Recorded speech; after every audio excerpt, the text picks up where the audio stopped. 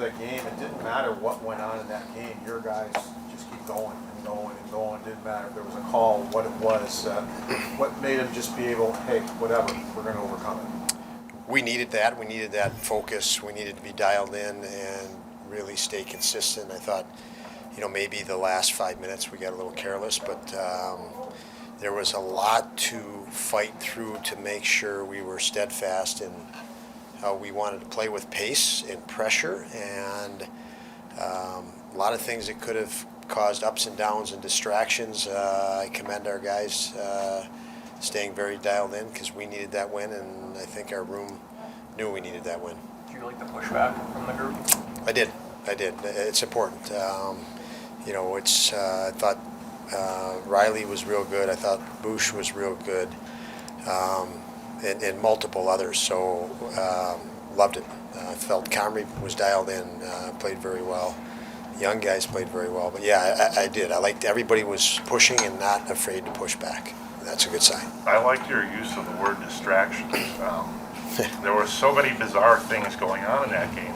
How concerned were you about your guys' ability to just keep playing? Because between the shenanigans and officiating, there was a lot more just going on in hockey there. Yeah, most of the time when you see me lose some composure, it's player safety. That's where I have no tolerance, patience for when I feel personally there should be a greater regard for safety. We want to play hard and an honest, hard game, and that's where if you see me upset, that's usually what I'm upset at. And I try to keep our guys focused and dialed in on that. So, that's just the hindsight or insight into what may, why I may. And I do think, as a coach, it's challenging because you're putting players in a situation where you have to defend your players. And yeah, you want to maintain composure, but you want them to maintain composure. Okposo is very well respected and can have conversations out of what he's built and respect, and that's good. It's a good guy to have.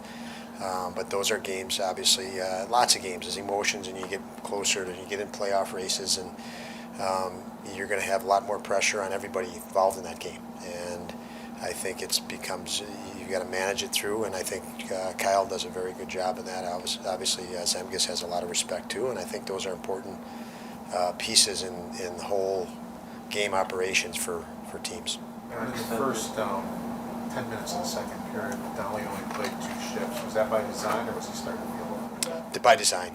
We wanted to ease him back in, knowing that he's going to push it, and what he was dealing with that has resolved was something that could be aggravated after fatigue sets in. So more minutes. So at least initially today, we play back-to-back now, so we'll probably look to manage minutes if possible there, just to make certain that he is back to full. Because again, if he gets to a certain point of fatigue, he could have a flare-up. He might not, but he could. So why risk that until he can get a few games under his belt and build up the stamina, whatever he needs. So that was strategic, and it was nice to be up by goals to do that. That really helped. Eric said that he finally feels like he did in October or whatever. Just what kind of vibe is he giving off that shows you that he's found a bit of a groove here? Well, he has a lot of experience. Hindsight, he's even as a backup, he's a guy that's internalizing, taking things in, even when he backs up, and he's done that through his whole career. So everything matters to him. Every puck, every play, and when it matters, you're tracking every detail and potential thing that could happen with great hindsight because he's studied the game, he studied his position, shooters on the other team. He was real good for us in a tough game in Tampa, whatever it was, a week ago, 2 weeks ago. And this is not an easy team to play. You have to know who's the high percentage shooters and who may be shooting for rebounds and such. And he studies those things. So like I said, he's dialed in. Everything matters to him, and he is, rising to the occasion right now, the way I see him playing. Do you have an update on Stillman? What'd you like about his game? Stillman, the update I would have is good. So we'll see we'll follow up with more details, but just seeing him after the game, walking around here, interacting with team and teammates, he appears to be pretty normal, but we'll follow up on an official next time we, as I think get any further update needed, but he looked good. What'd you like about his game though when he was in? Two games in, we've thrown not a lot at him, but he has a base that we can throw certain things at him with how we want to play, and I thought he was really good. Made lots of steps forward yesterday, having practice and a partner in practice. We were able to do some movements and drills how we want to move around the ice, and thought he was able to apply it very well today. I know that he got in that fight, and I can tell you right now, learning his personality, learning more about him, he wanted to do it for his team and his teammates. He's in a new place, new fans, new environment, and he went into that, and I don't think he was thinking about himself one bit, and I think that's where he got caught. He probably could have defended himself, thought of defending a little better in that fight. He just wanted to go. He just was excited about it, and the adrenaline got the best of him. But the intent and intention, I think, was outstanding for him.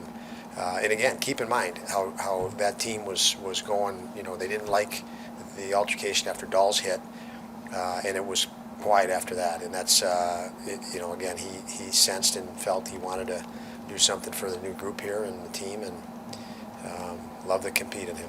You had 4 crazy games against Tampa this year. You go 2-1-1. I mean, a lot of young guys in your locker room. What kind of statement does that make? Everyone knows what they've done the last 3 years. Yeah, I mean, they obviously are a very accomplished team. We felt that our pace is good, and that probably the edge that we have, and we wanted to play with pace, and we know if we do that, it's going to make things more challenging for them. You still have to watch out for them because they're dangerous everywhere and at any moment. But we had good pace. We've tried to push the pace in games against them, and it's good for us that we were able to push toward our identity against a very good hockey team. So,